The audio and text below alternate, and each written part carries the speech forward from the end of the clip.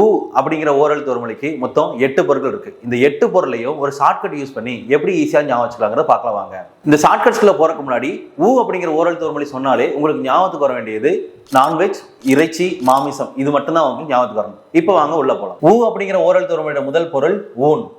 ஊன்கிற தமிழ் வார்த்தைக்கு என்ன பொருள் அப்படின்னா மாமிசம் அப்படிங்கிறது பொருள். இந்த வார்த்தையும் ஊ அப்படிங்கிற எழுத்துல தான் ஆரம்பிக்குது. இரண்டாவது பொருள் இறைச்சி. இப்பதான் ஊல ஆரம்பிக்கிற வார்த்தை ஊன்கிறது மாமிசத்தை குறிக்குன்னு பார்த்தோம். இது இறைச்சியும் குறிக்குது. மாமிசனாலும் இறைச்சினாலும் ஒண்ணுதான். மூன்றாவது பொருள் தசை. வரிசையா மாமிசம் இறைச்சின்னு பார்த்துட்டு வரோம். இந்த மாமிசமும் ஏதாவது ஒரு பறவையோட ஒரு விலங்கோட தசை தானே. நான்காவது பொருள் உணவு. அந்த தசையாகிய மாமிச உணவு தான் நமக்கான உணவு. அடுத்த பொருள் உண்ணல். அந்த மாமிச உணவை நம்ம என்ன பண்றோம்? உண்கிறோம். ஆறாவது பொருள் திங்கள். வழக்கமா நான்வெஜ் அப்படின்னாலே சண்டே தான் எடுப்பாங்க. ஆனா நாம எந்த கிழமை எடுக்கிறோம் அப்படின்னா திங்கள். ஏழாவது பொருள் சிவன்.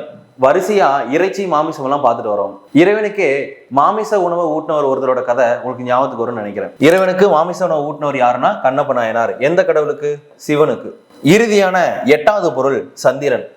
சிவனோட தலையில இருக்கிற பிறை தான் என்ன அழைக்கப்படுது? சந்திரன் அழைக்கப்படுது. இப்போ அந்த கொஸ்டினுக்கு ஆன்சர் பண்ணிடலாமா? திங்கள், உண்ணல், தசை, சிவன் ஆகிய பொருட்களை தரும் ஓரெழுத்து ஊ. இந்த மாதிரி ஓரெழுத்து ஒரு மொழிக்கான ஷார்ட்கட்ஸ் தொடர்ந்து பார்க்க போறோம். So keep in touch.